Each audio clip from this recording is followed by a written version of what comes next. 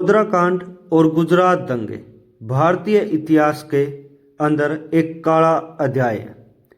आप इन पर अपनी राय बनाने से पहले कि क्या ये हिंदू मुस्लिम दंगे थे या फिर कुछ और, आपको दो पुस्तकें पढ़नी चाहिए। पहली है गुजरात पर्दे के पीछे, जो लिखी गई है आर.बी. श्री कुमार द्वारा। ये गुजरात कैडर के पूर्व डीजीपी रह चुके हैं। और दूसरी जो पुस्तक है वो है गुजरात फाइल्स। ये लिखी गई है राणा अयूब के द्वारा, जो एक खोजी पत्रकार है। पहले बात करते हैं गोधरा कांड की।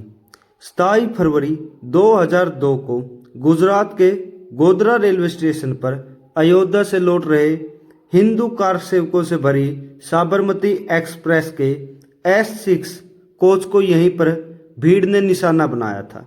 एक छोटे से विवाद ने जल्द ही भीषण रूप ले लिया। भीड़ ने बाहर से कोच में आग लगा दी गई। इस भयानक अग्निकांड में 59 बेगुनाह कार सेवकों की जिंदा जलकर मौत हो गई। इस घटना को बाद में नानावती आयोग ने भी एक पूर्व नियोजित साजिश माना। इस हादसे ने पूरे गुजरात को सांप्रदायिक नफरत की आग में झोंक दिया। गोधरा कांड के ठीक अगले दिन विश्व हिंदू परिषद द्वारा बुलाए गए बंद के दौरान पूरे गुजरात में बड़े पैमाने पर सांप्रदायिक दंगे भड़क उठे। यह जवाबी हिंसा थी जिसमें मुख्य रूप से मुस्लिम समुदाय को निशाना बनाया गया। आधिकारिक आंकड़ों के अनुसार इन दंगों में 1000 से अधिक लोग मारे गए। उस समय के मुख्यमंत्री नरेंद्र मोदी और उनकी सरकार पर हिंसा रोकने में लापरवाही और निष्क्रियता के गंभीर आरोप लगे। इन आरोपों की जांच सुप्रीम कोर्ट की निगरानी में विशेष जांच दल द्वारा की गई। आर.बी. श्री कुमार द्वारा भी अपनी पुस्तक में दंगों का मुख्य कारण पुलिस द्वारा कानून व्यवस्था का पालन न करना था माना। राणा अयूब ने भी अपनी पुस्तक में सबसे बड़ा दावा किया कि 2002 के दंगों के दौरान राजनीतिक नेतृत्व और शीर्ष अधिकारियों के बीच मिलीभगत थी। अधिकारियों ने कथित तौर पर दंगों को नियंत्रित करने के लिए आवश्यक कदम नहीं उठाए और कुछ ने राजनीतिक दबाव के तहत काम करने की बात स्वीकार की है। हालांकि इस पुस्तक के ऊपर विवाद है। अब बात करते हैं गोधरा कांड पर आए सुप्रीम कोर्ट और कोर्ट के निर्णयों के ऊपर। गोधरा कांड की जांच कर रहे नानावती आयोग ने भी अपनी अंतिम रिपोर्ट में माना कि साबरमती एक्सप्रेस के S6 कोच में आग एक साजिश के तहत लगाई गई थी। विशेष जांच दल की अदालत ने 2011 में गोधरा कांड में 31 लोगों को दोषी माना। 11 दोषियों को मौत की सजा सुनाई गई और 20 दोषियों को उम्र कैद की सजा सुनाई गई। बाद में गुजरात हाई कोर्ट ने 2017 में 11 दोषियों की मौत की सजा को उम्र कैद में बदल दिया, जबकि 20 दोषियों की उम्र कैद की सजा बरकरार रखी। कोर्ट ने गुजरात सरकार को पीड़ितों को मुआवजा देने का भी आदेश दिया।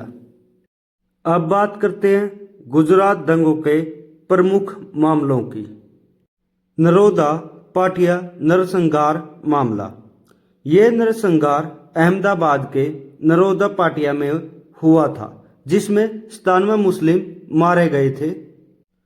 ट्रायल कोर्ट ने 2012 के अंदर फैसला सुनाया, जिसमें 32 लोगों को दोषी ठहराया, जिनमें पूर्व मंत्री माया कोडनानी और बाबू बजरंगी शामिल थे। उच्च न्यायालय ने 2018 के अंदर माया कोडनानी को बरी कर दिया गया, जबकि बाबू बजरंगी की सजा बरकरार रखी गई। यह दंगों के सबसे बड़े और जघन्य मामलों में से एक था। गोलबर्ग सोसाइटी नरसंहार। ये घटना स्थल भी अहमदाबाद के अंदर है। इस नरसंहार के अंदर 69 मुस्लिम मारे गए थे, जिनमें पूर्व कांग्रेस सांसद एहसान जाफरी भी शामिल थे। ट्रायल कोर्ट ने इस पर फैसला 2016 में सुनाया। 24 लोगों को दोषी ठहराया गया जबकि 36 को बरी कर दिया गया। अदालत ने बड़ी साजिश के आरोप को खारिज कर दिया। एहसान जाफरी की विधवा जाकिया जाफरी ने बड़ी साजिश की जांच की मांग की करते हुए सुप्रीम कोर्ट तक अपील की, जिसे 2022 में खारिज कर दिया गया। बेस्ट बेकरी मामला, यह घटना वडोदरा के अंदर हुई थी। इसमें 14 मुस्लिम मारे गए थे। शुरुआती ट्रायल में सभी आरोपी बरी हो गए क्योंकि गवाह पलट गए। सुप्रीम कोर्ट का हस्तक्षेप हुआ।